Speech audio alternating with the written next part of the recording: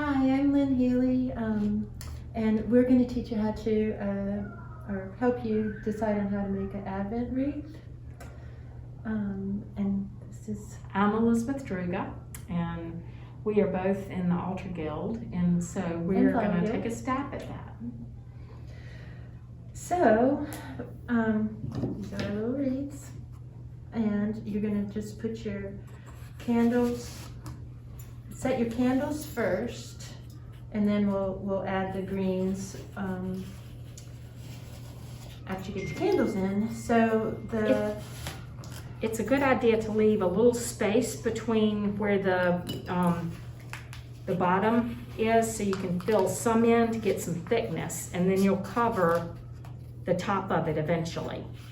And most of these greens can be found in your yard, possibly a nice neighbor's yard. And you can cut them, and a good way of doing that is cutting them and putting them in a bucket where you can submerge them in water, and it'll keep them fresh until you're starting to work on your greens, and it'll help keep the greens fresh for the entirety of the season.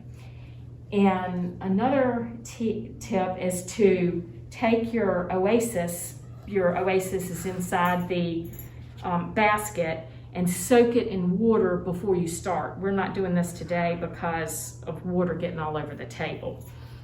But when you're doing it at home, that is good to help your greens last the entire season.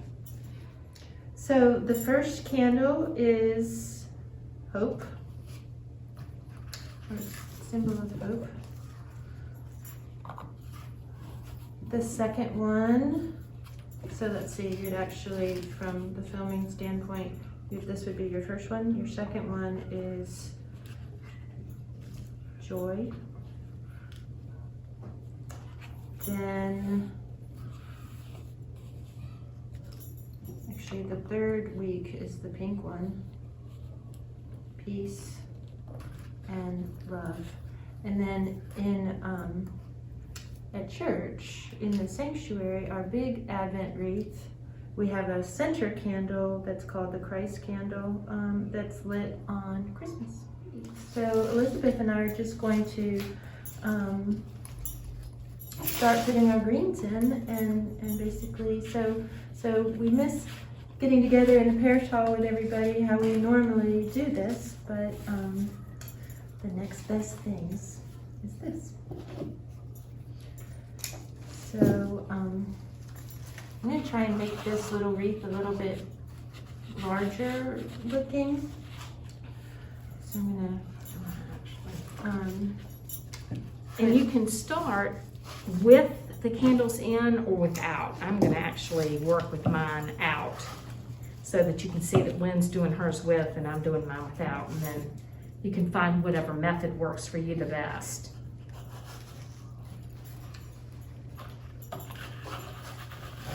Actually, I'm just noticing too, you can kind of stick your greens, I don't know if you can see it, but right through the center of the wreath, unless you wanted to put a center candle in there, which I guess you could too. And what you can purchase is the larger, like a larger pillar white candle for the Christ candle. Yeah, and just put it right there in the center.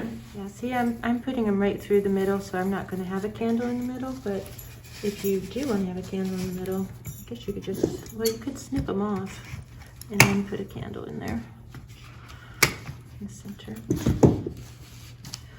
So,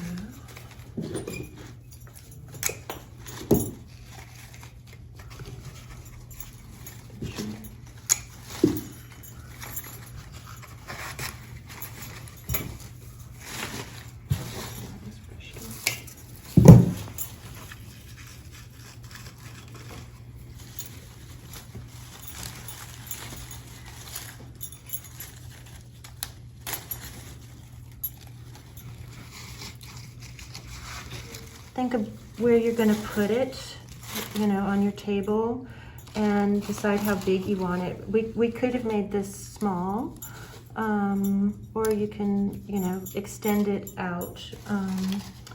So if you,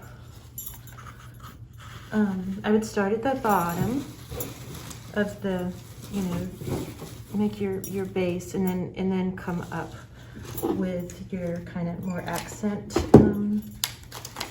like berries, or maybe if you have something variegated. I'm going to put this in the variegated last to kind of give it a little bit of color, even though it's just greens. So yeah, I think just get your base, and then we're going to layer it up.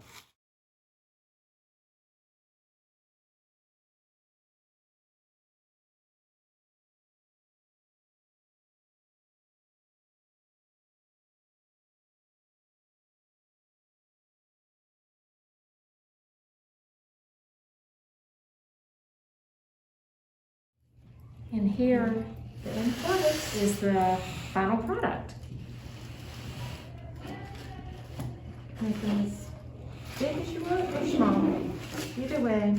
And they can actually, you can set them down on a plate that's smaller than the greenery with water in it if need be, to keep some of the greens fresh on your table. Just make sure you put a pad underneath that plate so that there's no dripping on your table or surface. Remember to come pick up your Advent wreath kit, and hopefully we'll have some greens in a bucket in case you don't have a resource for some greens.